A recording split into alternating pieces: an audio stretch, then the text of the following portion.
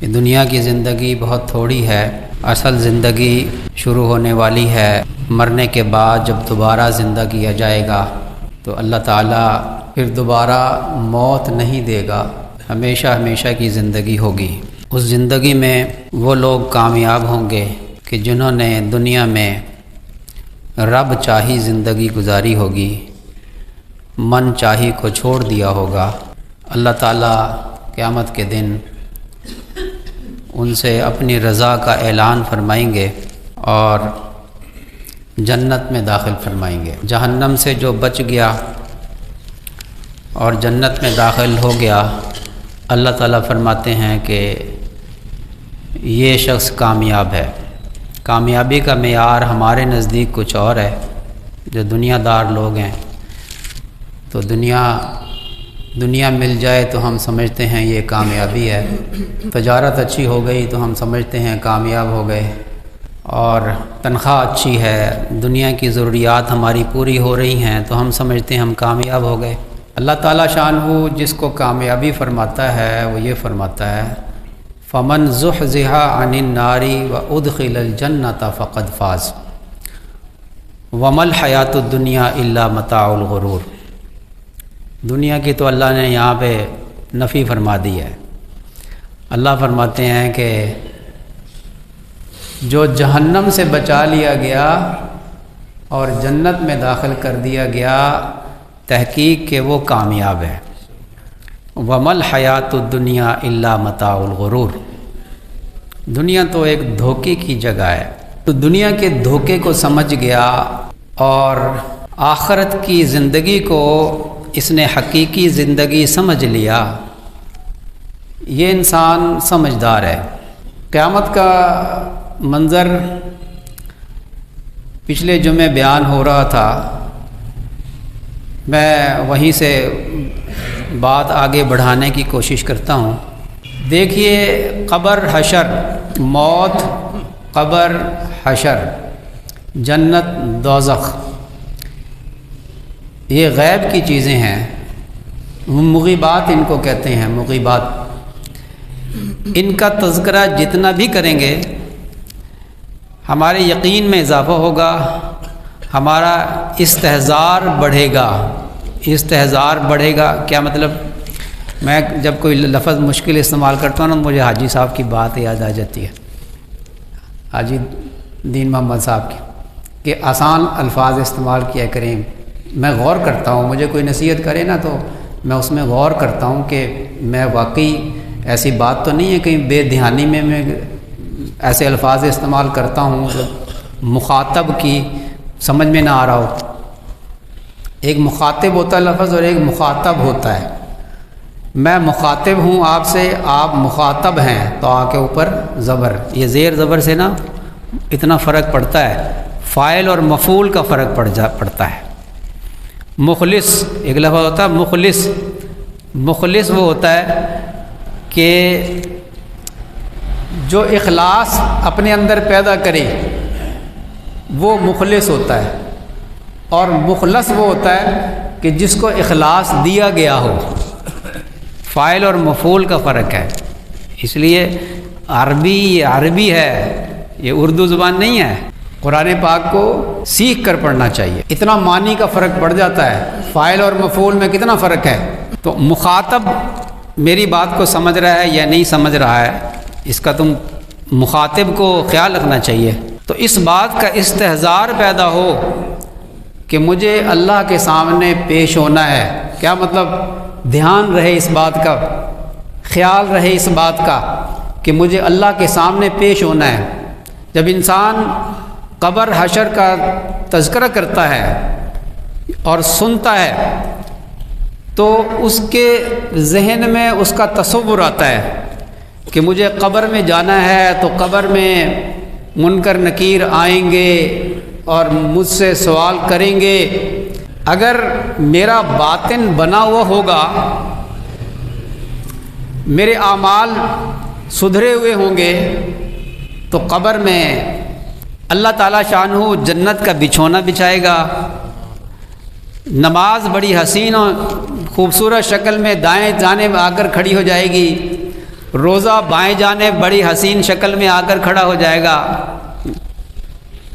قرآن عظیم الشان وہ اس کے سر کی جانب، اور اللہ کے راستے میں چلنا، نماز کے لیے جانا، حج کے لیے جانا، دین کے لیے کوششیں کرنا، یہ پاؤں کی جانب بڑے حسین و جمیل شکلوں میں ان کی شکلیں ہیں۔ یہ جو ہم اعمال کرتے ہیں ان کی عالم مثال میں ان کی شکلیں ہیں، وہ ظاہر ہو کر قبر کے اندر اس کو نظر آ رہی ہوں گی۔ اس کا دل بہلانے کے لیے عذاب دائیں جانب سے آئے گا تو نماز روکے گی، بائیں جانب سے آئے گا تو روزہ روکے گا، پاؤں کی جانب سے آئے گا تو حج اور دوسری عبادات جو چل کر کی جاتی ہیں وہ، اور صبر ایک کونے میں بیٹھا ہوگا۔ وہ کہے گا کہ اگر کہیں کمزوری ہوتی نا تو میں اس جانب آ کر مدد کرتا تمہاری۔ قبر کا تذکرہ کرنا ایک تو لذتوں کو توڑتا ہے کہ دنیا کے اندر اللہ تعالیٰ نے لذتیں رکھ دی ہیں، یہی تو امتحان ہے، یہی تو آزمائش ہے کہ اللہ تعالیٰ نے مختلف گناہوں کے اندر لذتیں رکھ دی ہیں۔ یہ نفس ان چیزوں سے لذت حاصل کرتا ہے۔ اللہ تعالیٰ نے ان چیزوں سے منع فرما دیا کہ ان چیزوں کے قریب بھی نہ جانا۔ لا تقربوا الزنا، زنا کے قریب بھی مت جاؤ،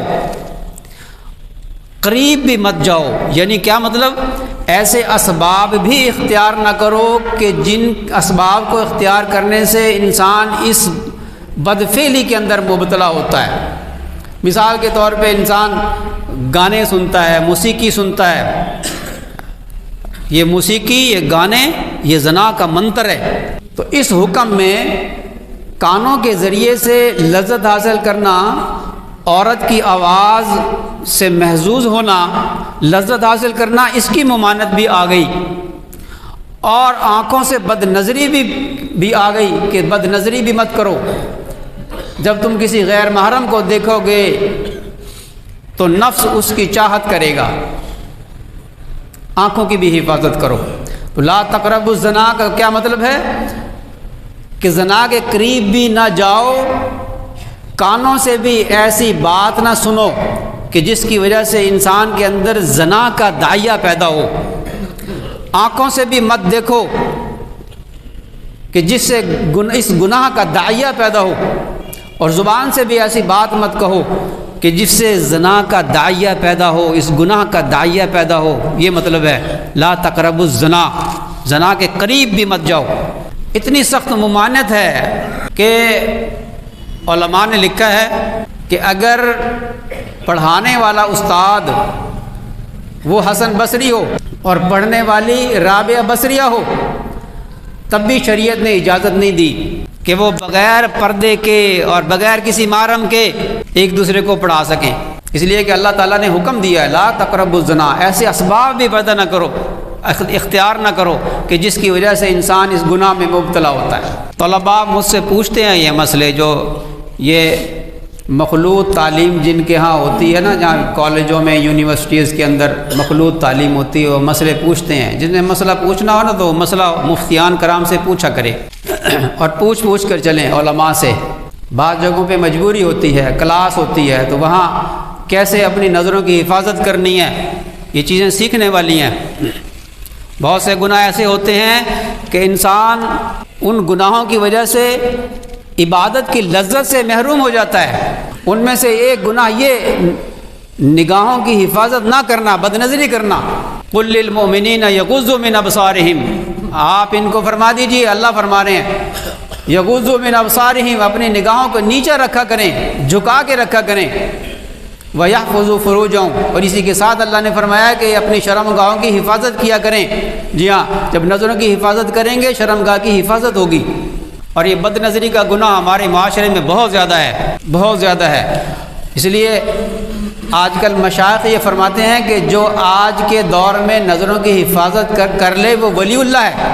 قیامت کا منظر پچھلے جمعے چل رہا تھا، تذکرہ کیا جائے، سنا جائے استحضار پیدا ہوتا ہے، جب انسان گناہ کرتا ہے تو جہنم یاد آتی ہے تو گناہوں سے رک جاتا ہے۔ میدان حشر قائم ہوگا اور اللہ تعالی شانہ کا عرش نازل ہوگا، اور پھر سب سے پہلا کام کیا ہوگا؟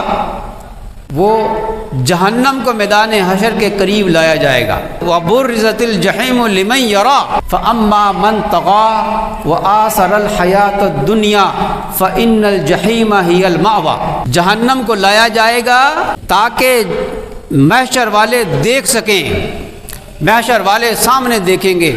یہ سورہ نازعات کی آیات ہیں۔ وَبُرِّزَتِ الْجَحِيمُ لِمَنْ يَرَى، آگے فرمایا کہ اس جہنم میں جائے گا کون؟ فَأَمَّا مَنْ طَغَى، کہ جس نے سرکشی کی، اللہ کے احکام کو اس نے پس پش ڈال دیا، کوئی پرواہ نہیں کیا اللہ کا حکم ہے، مجھے کس گناہ کس چیز سے بچنا ہے اور کون سا کام کرنا ہے، کوئی پرواہ نہیں۔ اس نے دنیا میں سرکشی اختیار کی، اللہ کے حکم کی سے روگردانی اختیار کی، وآثر الحیات الدنیا، اور اس نے دنیا کی زندگی کو آخرت پر ترجیح دی۔